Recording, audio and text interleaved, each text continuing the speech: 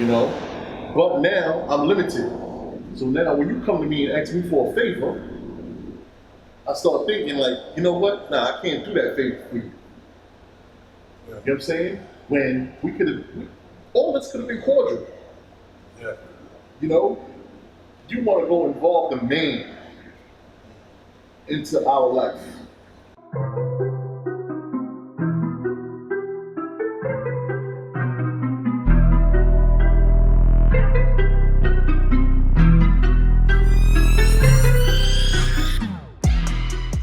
Hello everybody, this is Will Barbershop Talk, where I will do. Yes, yes. Today, we're talking about vindictive women. Now, I don't understand why, if you break up with someone, you want to move on, why they want to put you through so much drama. You know, I consider myself a good provider for my kids, all right? And also for her, sometimes whenever she needed something extra, I do cater, whatever, all right? But now, because I hit her with separation papers, she wants to basically ruin, put me under, you know, and that's not acceptable. You know, we got a whole bunch of hard-working men out here that do what they're supposed to do, and these women use the system to try to basically ruin our life, you know? And I feel like if you was in love with that person, or so-called in love with that person, because it can't be love, all right? Because where's the love after? If you love someone entirely, okay? And if you marry someone that didn't work out, you want to separate, you want to go your way, she wants to go her way, but because now they see that you're serious about it, they want to throw you under the bus. You know, take you to court when there was no reason for you to go to court. Take you for child support, set up visitation rights, all these things, all they do is hurt the kid, you know? And if you supposedly love me, that's not love. Love is where you just separate, you let the person go, you go their way, you work it out. All these things can be worked out under the table, or if both of you parties sit down and have a conversation, you know? And there was no malice, there was no cheating. It didn't work out. So I'd like to know, where does this come from? Now you feel like the person just doesn't what? They just don't want to let you go? They just don't want to let you live your life? Sometimes that could be. They just don't want to see you happy with someone else? That could be it too sometimes. But all along, they're telling you that they want you to be happy.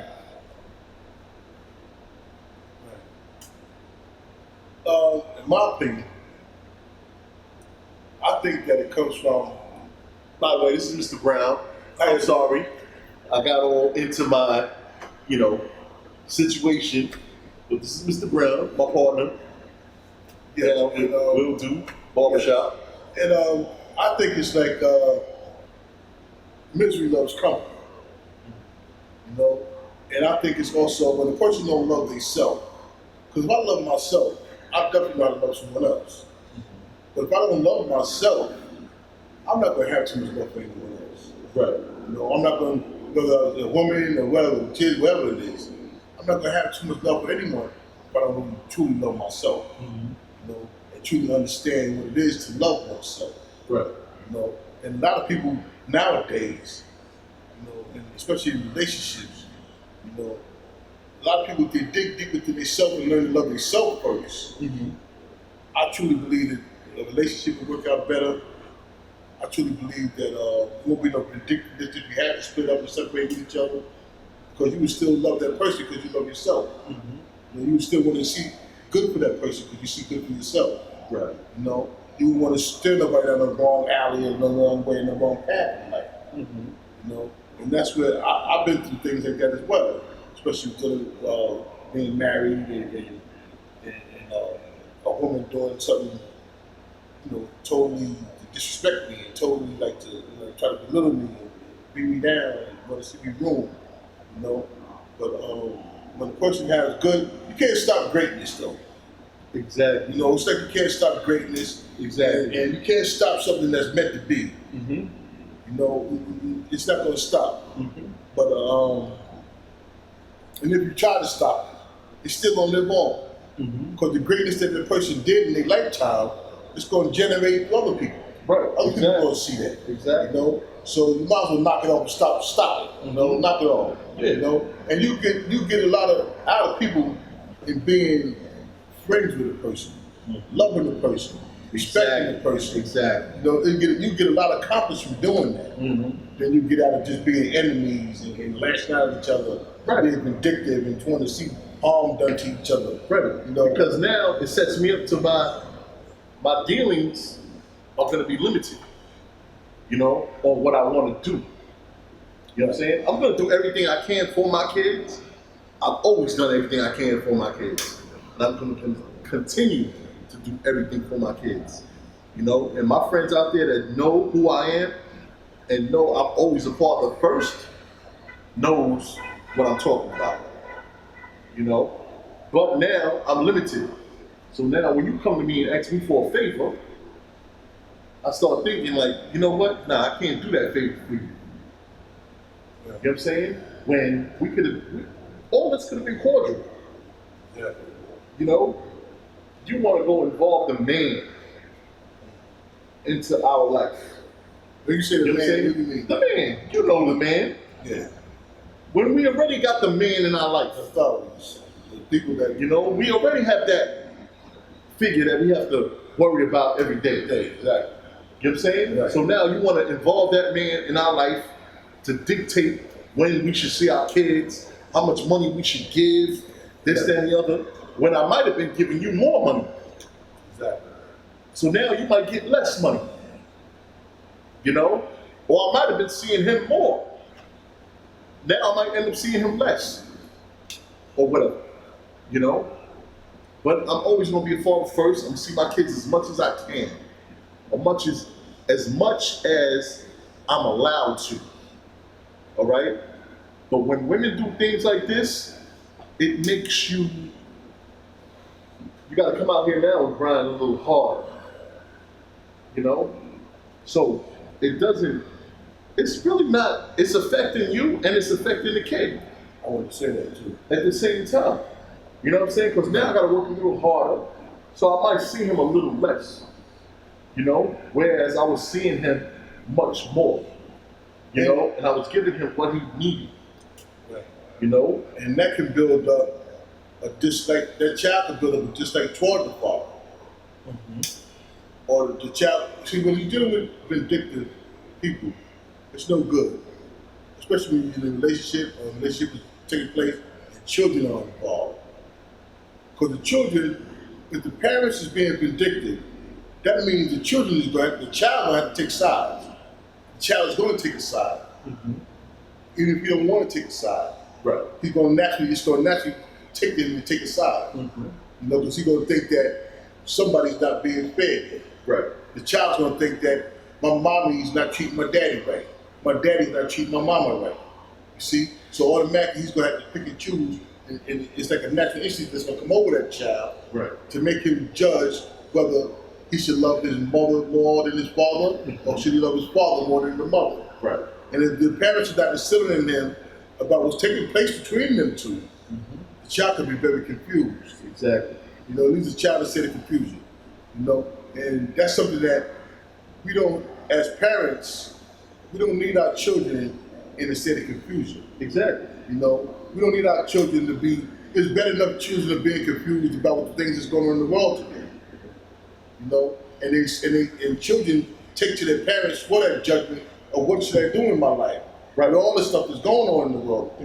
Now, if the parents is at odds with each other, that's going to have that child like confused and discombobulated, and he's not going to really know exactly which way to move. Right. You know, he may even turn out to start lashing out at people. He may turn into crime. He may turn into drugs. He may turn into hating his friends and mistreating his friends. Right. Or he may if we see that his mother is mistreating his father, he may start mistreating women. Right. But now, that's where, see, you're forced to, not even forced to, that's where you come in at, and you let your son know, or daughter, it's not your fault. Right. You know what I'm saying? Right. What me and mommy have is what me and mommy have. You know what I'm saying? This is no part of you. You know, I still love you, my son. We're just going through a rough time right now. Just reassure him that he has no part in it. You know, because sometimes kids start thinking that it might be their fault. Yes, they will. You know, that maybe my mother and father broke up, or whatever the case may be. Right. But it's up to the parents to reassure the kid that this is not your fault. Mommy and daddy still loves you. You know, I'm still gonna be here. I gotta work a little harder, whatever. So I might see a little less, whatever. But I still love you. You know, and that's what we're forced to do. You know, as parents. Yes, and because the parent's job is never done. Exactly. You gonna always, the child gonna be inquisitive. The child gonna want to learn. The child gonna want to know things. You know, it's your job as a parent to teach that child, give that child the knowledge that they need, and the wisdom and understanding that they need for their growth and development. You know, and you got to keep your children strong. You got to make your children strong. You know, you got to make your children see how it is. If it's little boys, need to know how to treat a woman when they get older. Young ladies, young girls need to know how to treat their husband when they get older. Exactly. You know, 100%. they don't need to see no conflict. They don't need to see no disrespect toward each other. I mean, if there's a little like disagreement or something like that, all right, cool. Right. They don't need to see their mother lashing out their father. They don't need to see their father lashing out their mother. You know. And then Another take on the situation is you got certain females that will rather a father be in their kid's life and not, all right, put it like this, if you can't afford to pay child support, they'd rather you be in the kid's life. At least you're picking them up from school, you're spending time with him, you're doing A, B, and C with him. Right. It's not a monetary situation. Exactly. You know? Exactly. But then you got these women that make it a monetary situation when you have a father that's doing all these things. Picking up your kid from school, doing homework with him, taking them out, all of the above, taking them to school, clothes shopping, everything you could possibly do. Exactly. You know?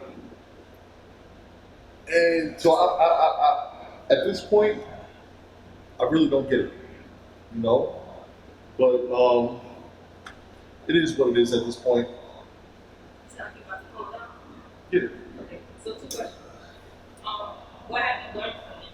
From that experience? What have you learned from it? And then the second one is, what advice would you give someone who's going through? What have I learned from this?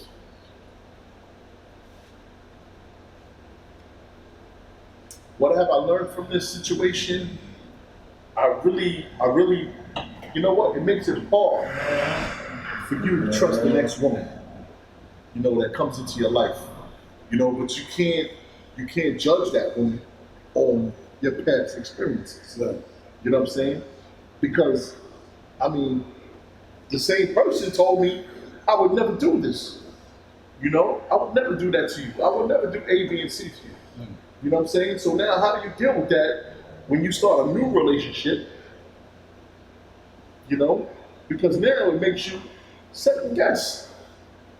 You know, how do I move with this woman that I'm dealing with? You know? But, you know what? You're still that same person. You know, I'm still that same person. I'm still gonna love you the same. I'm still gonna be with you the same. I'm still gonna work it out. I'm still gonna try. You know, because one bad apple spoiled it. You can't say that the rest of the apples are spoiled. You know, you just have to move on and hope that it doesn't happen again. That's how I feel about the situation. What I've learned from being in relationships and messing with people, not just in relationships, or dealing with anybody that's vindictive, right, is I learned how to humble myself. Mm-hmm. I learned how to build up more of my tolerance level. You know, I've learned that I don't have to do what they do. Mm-hmm. You see, I learned that in me not doing what they do, and not fighting fire with fire, and me, and them being vindictive, and I'm not being vindictive, it'll go away. Exactly. It'll go away. You know why? Because there's a higher power, bro. Right, and that higher power comes from within. Mm-hmm. Something that's going to generate and come out of us. Exactly. Right, and it's going to make us see things for what it is. It's going to make us see people for who they are. Mm-hmm. It's going to make us see ourselves in a greater light. Mm-hmm. Because we say, wow, you know, he almost got me. She almost got me. Yep. She almost made me stoop to that level. Yeah, she almost made me stoop to that level. Mm-hmm. You know, so I learned how to with learning them traits about people and seeing them traits in people, about being vindictive, and they only doing something nitpick and get back at you and all that stuff like that. There, I learned to humble myself, and in humbling myself, it like pushed them more even away from me. Mm-hmm. You know, because they found they can't get me, they can't get to me, like, you know. And So at the end of the day, knock off the jokes and try something else. You know? exactly. At the end of the day, everybody deserves a chance. Yeah. You know, so you can't let one past relationship ruin the rest of your relationships. You know, you just have to move on from that. And the way I see it, the man upstairs is going to prevail. You know, And if you're doing right, it's going to be a win-win situation. What I would tell somebody, especially what I would learn to do, I never stop loving. See, because when you stop loving, now you fall into different traps now, and you're gonna lash out at somebody. You're gonna take out anger on somebody. But if you continue to love, although you went through these trials and tribulations with people, but you continue to love gonna find you. Love gonna find you. That's why I got 9 girlfriends. That's why I got 9 girlfriends. They don't want to love me, and I love all of them. You know what I'm saying? You know? I love it, man. I love it. You know? And that's all my friends are still my friends. Mm-hmm. You know, because friends will let you drown. Exactly. Friends will let you drown. Friends will let you drown, you know? 100%. That's real. So that's the way it is. That's the way it is, man. Yeah. And my advice to, you know, if somebody was going through this, listen, hold your head, man. Things are going to get better. There's a light at the end of the tunnel. You have to think positive and keep on pushing. You can't let this hinder you. You have to just keep climbing that ladder, man. You know what I'm saying? And I know there's tons of guys out there that's doing the right thing, and you're taking care of your kid, you're going to school, picking them up, you're doing everything that you're supposed to do, you know? But don't let that take away your shine, man. Your kid is gonna know what father you are. They're gonna know who you are as a father. They're gonna know what you do as a father. They can't take that. That's one thing that they can't take from you. You know, fatherhood. They can't take that from you. You know, your kids, my kids, his kids, they know who daddy is at the end of the day. You know, so hold your head, be strong. This is Will Du signing out. Like, comment, and subscribe. Love is love. Peace. Thank you. Peace.